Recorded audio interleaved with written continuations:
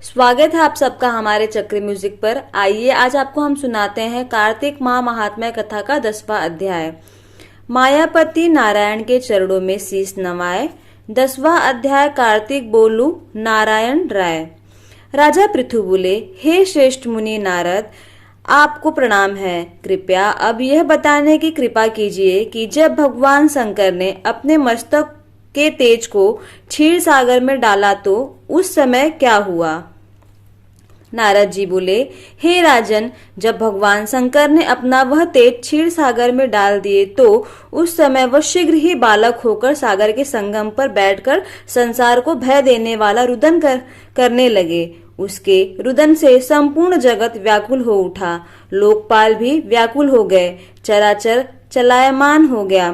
शंकर सुवन के रुदन से संपूर्ण ब्रह्मांड व्याकुल हो गया। यह देखकर सभी देवता और ऋषि मुनि व्याकुल होकर ब्रह्मा जी की शरण में गए और उन्हें प्रणाम कर उनकी स्तुति करने लगे। उन सभी ने ब्रह्मा जी से कहा, हे पितामह, यह तोन बहुत ही विकट परिस्थिति उत्पन्न हो गई है। हे महायोगीन, इसको नष्ट कीजिए। देवताओं के मुख से इस प्रकार सुनकर ब्रह्मा जी सत्यलोक से उतरकर उस बालक को देखने के लिए सागर तट पर आए। सागर ने ब्रह्मा जी को आता देखकर उन्हें प्रणाम किया और बालक को उठाकर उनकी गोद में दे दिया।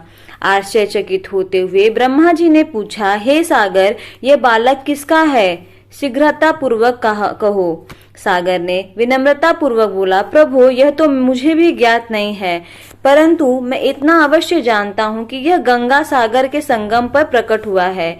इसलिए हे जगत गुरु, आप इस बालक का जात कर्म आदि संस्कार करके इस जातक का फल बताइए। नारद जी राजा पृथु से बोले, सागर ब्रह्मा जी के गले में हाथ डालकर बार बार उनका आकर्षण कर रहा था।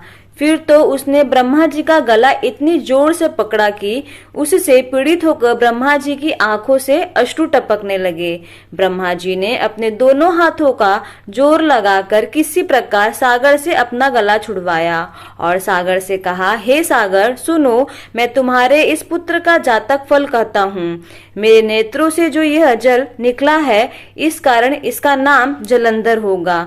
उत्पन्न होते ही यह तरुणावस्था को प्राप्त हो गया है, इसलिए यह सब शास्त्रों का पारागामी, महापराक्रमी, महावीर, बलशाली, महायोद्धा और रण में विजय प्राप्त करने वाला।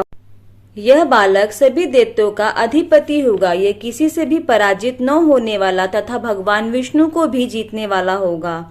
भगवान शंकर को छोड़कर यह सबसे अवैध होगा। जहाँ से इसकी उत्पत्ति हुई है, यह वहीं जाएगा। इसकी पत्नी बड़ी प्रतिव्रता, सौभाग्यशालीन, स्वर्ग सुंदरी, परम मनोहर, मधुरवाणी बोलने वाली तथा शीलवान होगी।